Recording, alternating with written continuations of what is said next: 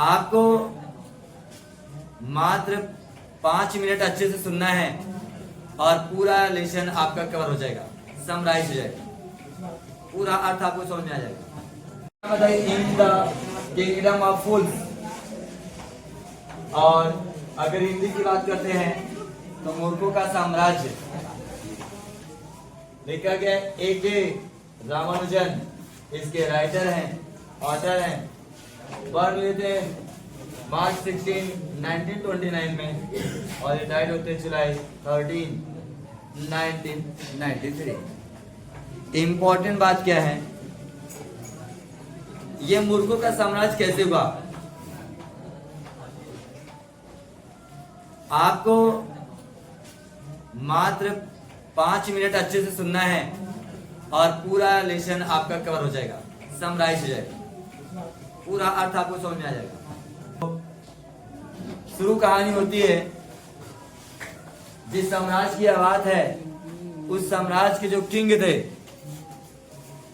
वो किंग क्या करते हैं,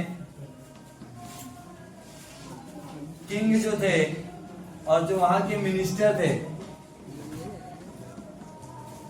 किंग और मिनिस्टर दोनों लोग एक प्लान बनाते हैं कि हमारा जो साम्राज्य है वो सभी से अलग होना चाहिए। प्लीज बात ना करें भाई, आपको अच्छे से लिसन करना चाहिए। तो किंग और मिनिस्टर आपस में बातचीत करते हैं कि मुझे या हम लोग को सभी साम्राज्य से अलग अपना साम्राज्य बनाना है। उन्होंने आदेश दे दिया अपने साम्राज्य के लोगों को कि आपको डे टाइम में स्लीप करना है और जो नाइट होगी, नाइट और जो ही अंधेरा शुरू होता है तो आपको अवेक हो जाना है। अवेक का मतलब गेटअप होता है, गेटअप हो जाना है, जग जाना है और जगकर अपने काम में लग जाना है। किंग का आदेश सबको मानना था। उस साम्राज्य के सभी जो लोग थे दिन में सोते थे, रात को जो अंधेरा होता है जग जाते थे और अपने काम में लग जाते थे। तो एक गुरु जी थे, एक गुरु और उनका डिसाइपल, एक डिसाइपल उनका, दोनों लोग क्या करते हैं, घूम घूम करके ऐसे अपना शिक्षा दीक्षा और भिक्षा सभी काम करते थे। तो धीरे धीरे गुरु और शिष्य घूमते घूमते इसी साम्राज्य में पहुंच जाते हैं, किंगडम ऑफ फूल्स। जाते हैं, शाम हो जाता है, उस गांव में घूमते हैं, देखते हैं लास्ट बेंच पर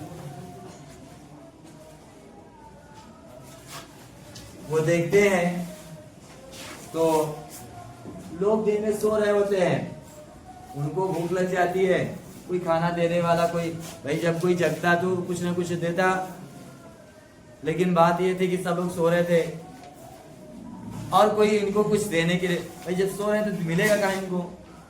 खेल क्या होता है, जो शाम होती अंधेरा होने वाला होता है, अंधेरा शुरू हुआ, लोग फटाफट जग गए और अपने अपने काम में लग गए। तो गुरु और शिष्य दोनों लोग को भूख लगी तो जाकर कहीं से खाना पीना कुछ खाते हैं और खाना खाने से पहले वहां की करेंसी जो भी थी, उस करेंसी का नाम था डुडू। डुडू नाम की करेंसी थी और वहां हर सामान एक डुडू में मिलता था, एक डुडू में हर सामान मिलता था। और हर सामान का मतलब, अगर आप एक चौक लेने जाएंगे तब भी एक डुडू में मिलता था, और यदि आप सोना लेने जाएंगे तब भी एक डुडू मिलता था, और खाने पीने का बनाना लेना है आपको, सब सामान की कीमत केवल एक डुडू। ये वहां की किंग का आदेश था, फॉलो हो रहा था। क्या होता है फिर, ध्यान दीजिए मिस्टर, आप लोग बीच में बात जो लोग कल नीचे मत देखिए, मिस्टर कृष्णा आप सुने, एक लेसन आपका तैयार होता है इससे।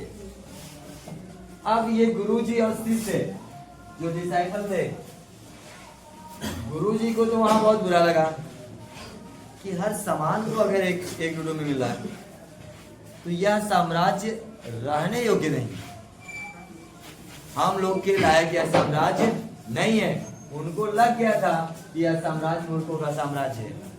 इसलिए गुरुजी ने डिसाइड किया कि we should not live here in this village और इन दिस किंगडम। इस किंगडम में हमें रहने की जरूरत, हमको छोड़कर चले जाना चाहिए, क्योंकि यह साम्राज्य मूर्खों का साम्राज्य है। यहाँ शिष्य साहब क्या किए, इनको तो बहुत अच्छा लगा। क्या अच्छा लगा इनको? इनको अच्छा लगा कि सब सामान सस्ता है, खाने पीने का। ये थोड़ा ग्रेडी लालची टाइप के थे, खाने पीने का सामान मिल रहा था। इन्होंने कहा कहीं नहीं जाना है, इससे बढ़िया क्या हो सकता है। सब सामान सस्ते में खरीदे, खूब खा रहे थे। तो गुरुजी से कहे, गुरुजी ने कहा यहाँ रहना उचित नहीं है, तुम मेरे साथ चलो। तो डिसाइपल ने कहा, अरे भाई लालची था, खाने के चक्कर में कहा कि गुरुजी आप जाइए, मुझे अब कहीं जाना हो ना, मैं यहीं रहूंगा। और यहाँ ये किंगडम मुझे बहुत ब्यूटीफुल लग रहा है। तो गुरुजी ने कहा ठीक है, आपकी इच्छा, आपका मन है तो जाइए और नहीं मन है तो मत जाइए। अब वो क्या करते हैं, गुरुजी चले गए। खेल क्या होता है, ये पूरा फटाफट खूब खरीदते थे, खूब खाते थे, खा कर बहुत दुबले थे, लेकिन अब हो गए मोटे। कहानी आगे बढ़ती है। अब इसी साम्राज्य में होता क्या है, वहां पर एक घर था, और उस घर में क्या होती है, चोरी हो जाती है। घर में क्या होती है, चोरी होती है। और जब घर में चोरी हो जाती है तो चोर जो था, वहां का जो चोर था, देखो भाई इधर, जो चोर था वह चोरी करने के लिए दीवार तोड़ता है और घर के अंदर घुस जाता है। और जब वो घर के अंदर घुस जाता है तो खेल क्या था, पूरा बढ़िया से चोरी करता है, और चोरी करके जो निकलता है तो भाई वो दीवार को तो एकदम बढ़िया से तो तोड़ेगा नहीं, कहीं इधर ही निकला है, कहीं इधर उधर, बढ़िया से था नहीं। जो निकलने जाता है वह व्यक्ति, मतलब जो चोर था, तुरंत दीवार गिर जाती है चोर के ऊपर, निकल ही नहीं पाता, वो दब जाता और मर जाता है, चोर मर गया। अब खेल क्या हुआ, अब तो खेल शुरू होगा। चोर का भाई राजा के पास गया और कहा गया, राजा से कहा कि मेरा भाई एक घर में चोरी करने गया था, मकान मालिक ने घर गलत बनवाया, सही से नहीं बनवाया, मजबूत नहीं बनवाया, वो चोरी करके निकल रहा था, तब तक मकान गिर गया, और वो गिरने की वजह से मेरे भाई की मृत्यु हो गई। उस मकान मालिक को इसकी सजा मिलनी चाहिए। किंग ने कहा आप सही कह रहे हैं, ठीक है उसको बुलवाइए। तुरंत उनके भाई जो मंत्री वगैरह थे, जो उनके सिपाही वगैरह थे, गए और मकान मालिक को बुला लाए। मकान मालिक से पूछा गया किंग के द्वारा, क्या आपने घर सही नहीं बनवाया था, कोई आपके घर में चोरी करने गया था, उसकी डेथ हो गई थी? उन्होंने कहा हाँ सर, ऐसा ही हुआ था कि चोर आया, चोरी किया, निकल रहा था, मकान की दीवार गिर जाती है और उसी में वह दब करके मर जाता है। उसने कहा इसका मतलब मकान आपने सही नहीं बनवाया, तो चोर की गलती नहीं, गलती आपकी है, मकान सही रहा था, उसकी मृत्यु नहीं होती, आपको सजा मिलेगी। तो उसने कहा साहब मेरी क्या गलती, मैंने तुम पूरा मटेरियल सही दिया था बनाने के लिए, जो मकान को बना रहा था वह जो मिस्त्री था उसने सही बनाया नहीं, इस वजह से गिरा, गलती मेरी क्या, गलती तो उसकी है। तो किंग को समझ में आ गया। आप सुने, किंग को समझ में आता है तो किंग ने क्या किया, कहा उस मिस्त्री को आप जानते हैं? उसने, मकान मालिक ने कहा मैं तो बनवाया, तो मैं तो जानता ही हूँ, बुलवाइए। तो सिपाही वगैरह को अपने भेजते हैं, वो बुलवा कर आते हैं मिस्त्री। तो मिस्त्री से पूछा गया क्या आपने इनका घर बनाया था? मैंने कहा हाँ बनाया था मैंने। तो उसने कहा कि आपने मकान सही नहीं जोड़ा, दीवार को सही नहीं बनाया, इसलिए इनका मकान गिरा और एक व्यक्ति की मृत्यु हो गई। आपको सजा मिलेगी उस व्यक्ति की मृत्यु के लिए। उसने कहा कि मेरी क्या गलती?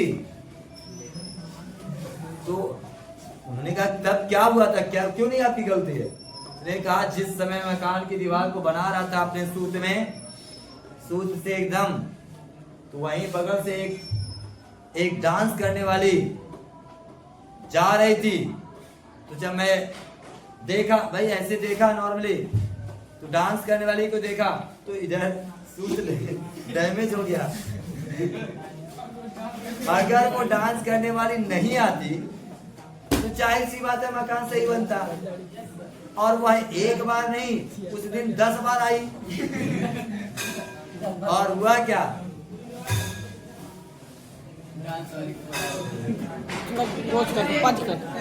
आप सुनिए, अब वो मिस्त्री ने क्या बोला कि वह डांस करने वाली अगर एक बार आती तो ठीक था, हम सही कर लेते, लेकिन वो बार बार आती रही और वो डैमेज हो गया। इससे मेरी क्या गलती? वो तो डांस करने वाली गलती है ना। तो उससे पूछा गया क्या आप डांस करने वाली जानते हैं? उसको बुलवाइए। उसने कहा हाँ मैं जानता हूँ। तो उस डांस करने वाली को बुलाएगा। देखिए खेल क्या हुआ। अब आप बात कर लीजिए।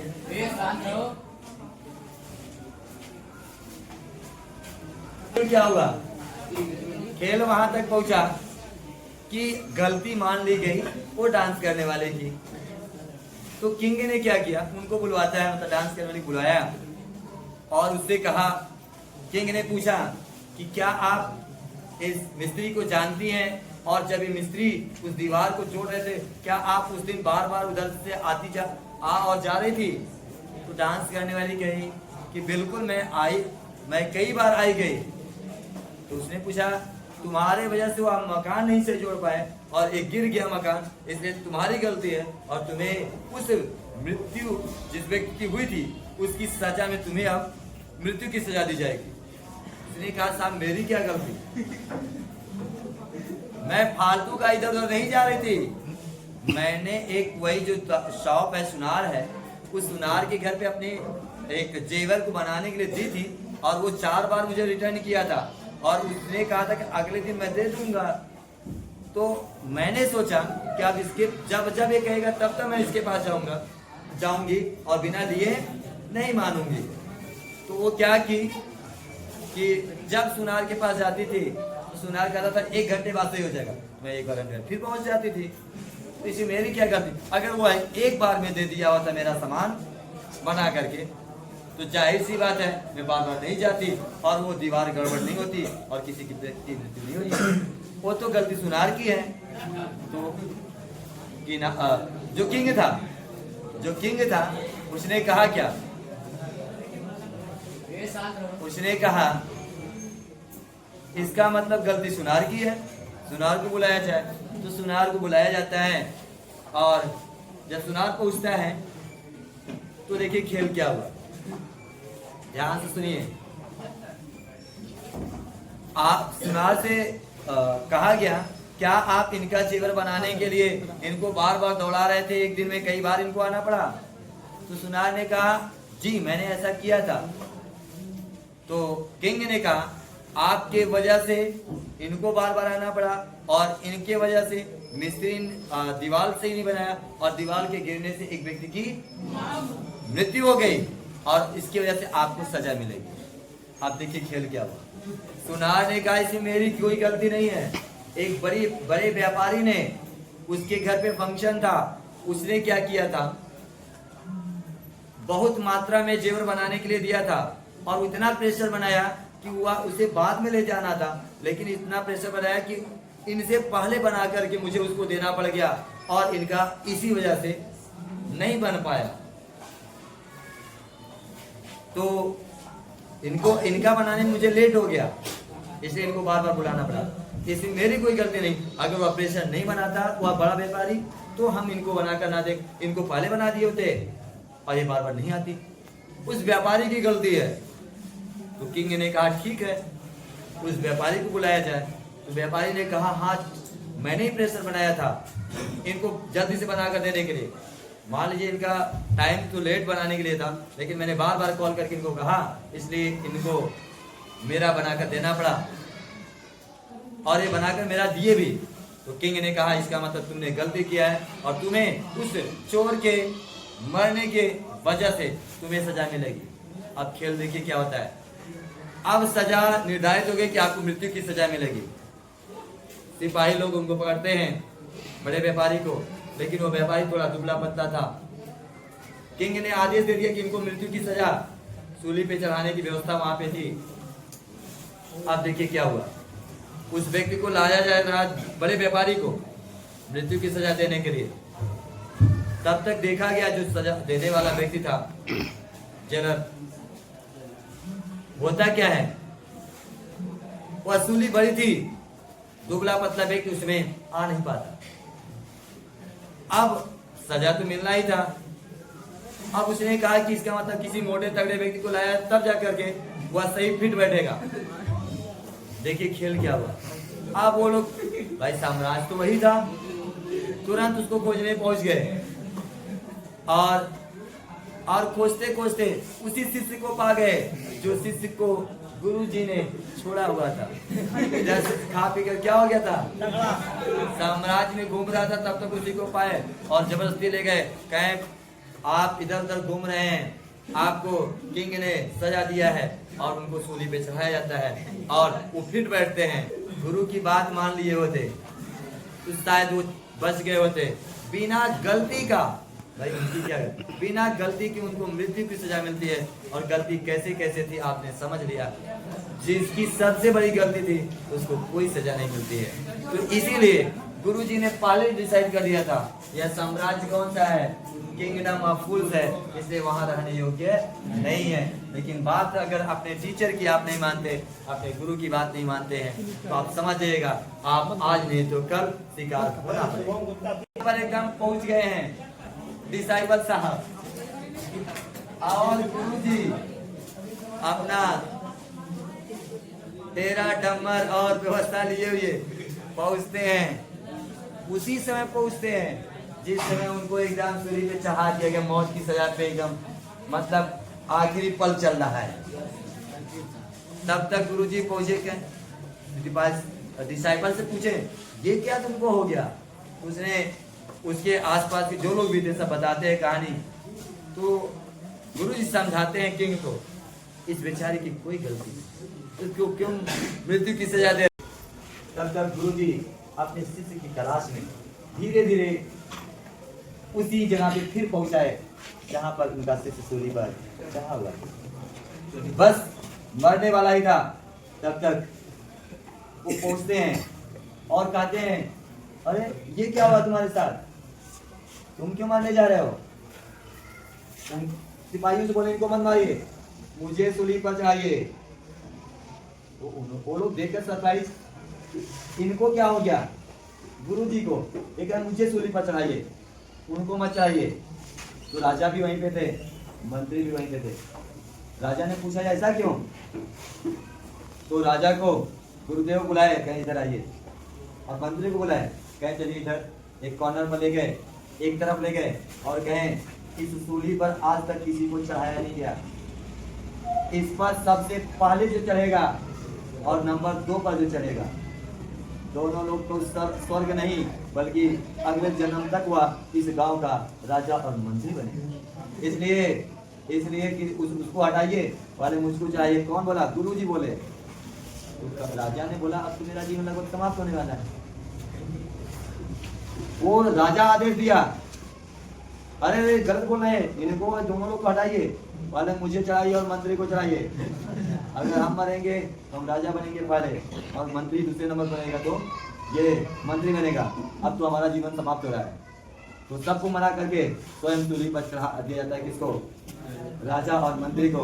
और यहाँ कमाल हो गया, किसका कमाल हो गया, गुरुदेव और डिसाइपल का। इसी तरह से बात नहीं एक बार माने थे, अब की बार फंस गए थे डिसाइपल साहब, मतलब उनके शिष्य। इसी तरह से गुरु जी ने क्या किया, उनको भी बचाया, स्वयं को बचाया और कमाल करके दिखाया। तो अपने टीचर की बात मानना बहुत जरूरी है। आप अपने टीचर की बात माना करिए। सर जी बोलिए चुप रहो तो शांत रहो, तो शांत रहा करिए। तो थैंक यू फॉर वॉचिंग, हम मिलते हैं नेक्स्ट वीडियो में।